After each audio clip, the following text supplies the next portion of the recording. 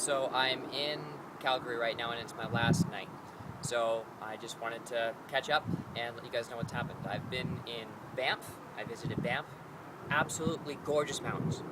I have never seen mountains like those in my life. I'm never going to forget them, and I'm definitely going back. I've been to Edmonton. My grandma just happened to be in the area for my cousin's wedding. Unfortunately, I can't attend because the timing wasn't great. So we all met up together, and we went to the West Edmonton Mall, and I got to, we went up to the roller coaster section. They go up, and they're just like, okay, we're putting this kid on a ride. We're going right now. So they paid like $12. They sent me on a ride. We got to spend a little bit of time. They were all about 60 plus, so we couldn't stay there very long, but we had a great experience. I got to see Edmonton Mall for the first time, so absolute treat. And then I also got to see Okotoks. It's a small farmer's town in Alberta, but it's absolutely beautiful. Just small, quaint. It was a nice treat. It was definitely a nice, go out for the afternoon, have some lunch. There happened to be like a parade coming through, so it was nice just to spend some time out in the community. And then, Calgary. It was fantastic. I've been down to downtown area, and I've been all around. It's a nice city in general. So I had a fantastic time. There were things that I wanted to cover tonight. So let's start with a portable PC. I have been having the very abrupt realization that when I'm traveling, I have no ability to edit any video, and I can't post anything. So I've been thinking about this. I've been thinking about this a lot, and how am I going to solve this problem? So I have two options, really. I'm either going to build myself a computer, and what I'll do is I'll build a mini or a smaller computer, have it fit in a carry-on suitcase, build a smaller computer that fits inside, and then actually on Amazon what you can do is you can buy LCD screens, or like Asus screens or Acer, whatever, and they're really, really nice screens. They look like tablets. They're 17, 15 inches, and they're just screens. They're computer monitors, so they're not like tablets. They look like tablets, but they don't have any like computer parts inside of them. They're just monitors, so they'll fit perfectly inside a carry-on suitcase with the PC, and I'm ready to go. I get the benefits of having the cooling and the power of a regular PC, but the portability of being able to bring it on a plane with me. Not have to stow it underneath the plane and have it get destroyed after investing like $2,000 into a computer. Second option, I can invest in a laptop. I don't really want to do that because I would also like to game. I have family members and friends who are all around Canada and the US. Having the capacity to game and like go on Skype, pull up a game, play a game for the night is a fantastic way for me to communicate, be with my family while I'm on the road. And so if I get a laptop, it's going to impede that a little bit. If I can do the tower idea, that's my goal. But, as per at least getting these videos out and editing, laptop is perfect. So, next thing. Okay, so this is fantastic. And I always forget to do this, and I always have to remind myself before I leave for a vacation like this. Always bring a portable fan, usually with heat options and without heat options. Just a little thing, you can pick them up at Canadian Tire for like $20-$30. The reason is because depending on which floor of the hotel or a hotel you're in, you may or may not have air conditioning. And this time, I'm on like the 6th floor without any air conditioning. So it's bad. I'm not gonna lie. It's dry air. There's no circulation because the air doesn't really have anything. There's no cross breeze. So it's nice and cool out at night, and there's nothing coming in the window. So if you have a window, at least you can turn the fan on and it sucks air in. You can open a door and then it leaves. Or you can turn the heat on if it's cold in the winter for whatever reason. You have that option. Forgot to bring it. So that's something. What else? Oh, so I've been looking into buying houses and renovating houses as of late because I've been thinking about the future, and after accumulating a certain amount of money, I am looking to kind of buy a house, put the down payment down, reno them out, lease them out, and become a landlord and rent out, start that small business. So I've been kind of curious, and it's been super interesting for me to, in my free time, on a beautiful day like today when, the hotel is claustrophobic, go out and just go into like a subdivision and look at houses and see what you like. every town, especially when you change province, has different styles and approaches to when they've updated a property, how and what styles they use. And most of the time they stay relatively similar because they want to have this where everybody looks at each other and they build off of that. That kind of keeps a nice flush look over a neighborhood. So you don't always get the most variety depending on which neighborhoods you go down because of that, but you always have different takes on it, and so you get to pull out little bits. So I find that fun. I kind of, when I'm looking at a house, I break it down into sections. You usually have the roof, you have the exterior walls, you're gonna have the windows, you're gonna have like the color palette between what color is the roof, what color is the walls, what are the window trimmings in the door. You're looking at what did they make the driveway out of, which is huge, and like are they using all grass? What kind of garden do they have?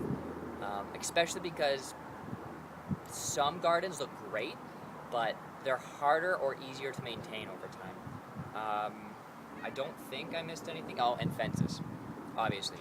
The backyard it's gonna have a back to it, and if someone's seeing that, it's a huge part of what the house is gonna look like.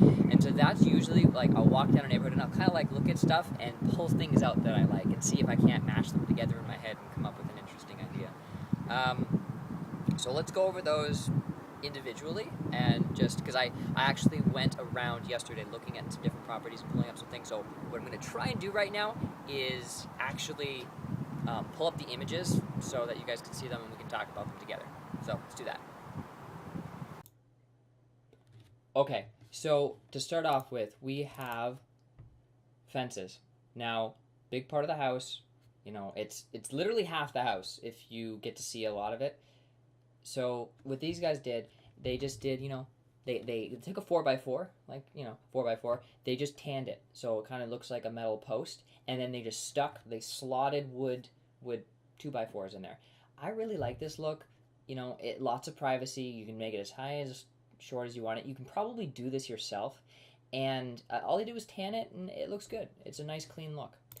This as well, I like the hatch design. Now, I know this is a fence entrance, like you get your cars in here, so the hatch design makes it more sturdy, but, if they had done it along the rest of the fence, I wouldn't have complained. It's a nice look. I like it a lot. Now, roofing shingles. So, I don't like shingles. I've never liked shingles. Shingles look bad after a while. You have to replace them, and they just, after even just 6 years, they show their wear. They don't look great, and they discolor.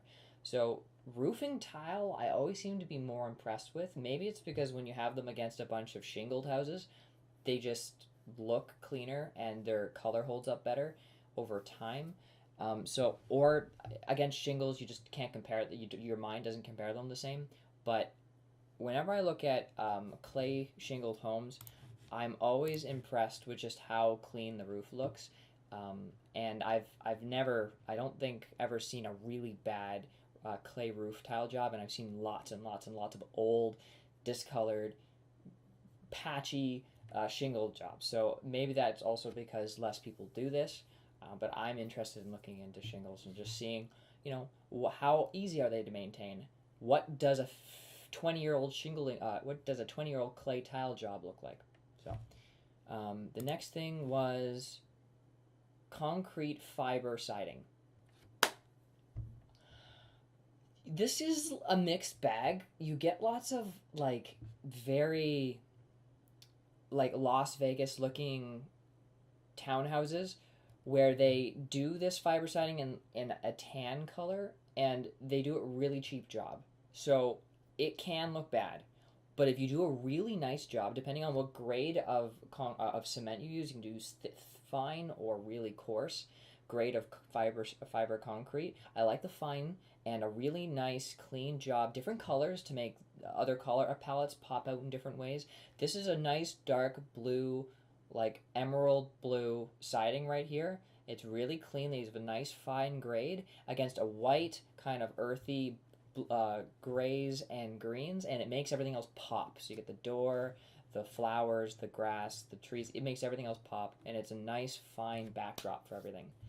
And it follows through, and it's a nice look. I like it a lot.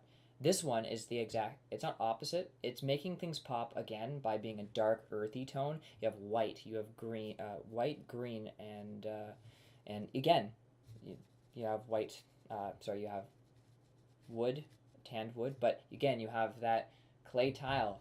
I love it so much, and a really nice fine grid as well. And it outlines the house really well. They follow it through to the front. I really love the front of this house, like a lot. Like a really nice white wood finish on the outside rims of everything, and it makes that really fine backdrop pop out so much, and it makes the the greenness of the garden and of the grass just so much better.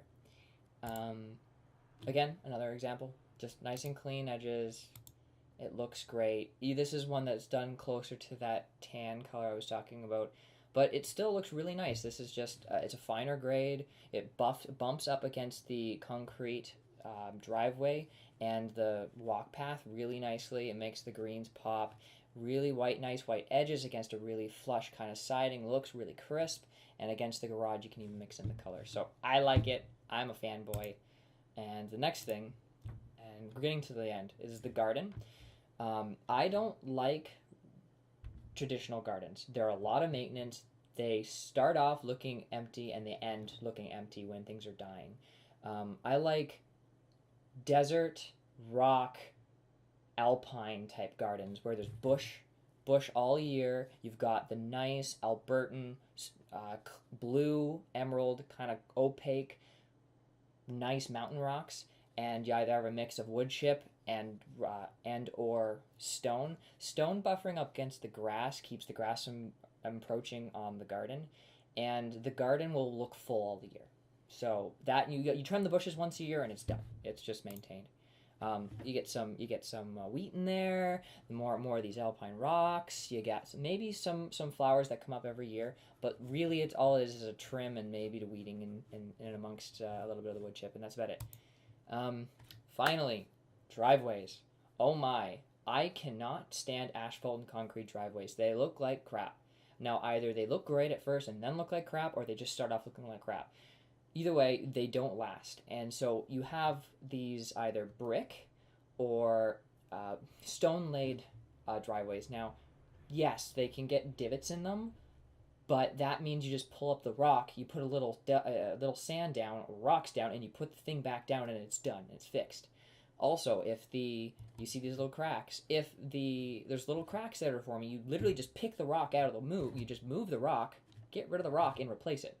It's really easy to do by yourself. And these guys have painted this black mostly because, as we saw before, because these guys did a really good job using clay concrete siding using concrete fiber siding and the clay tile roof with this on top of it. And so they painted all this black to go flush against the house, and so it wasn't like popping out like this red sore thumb.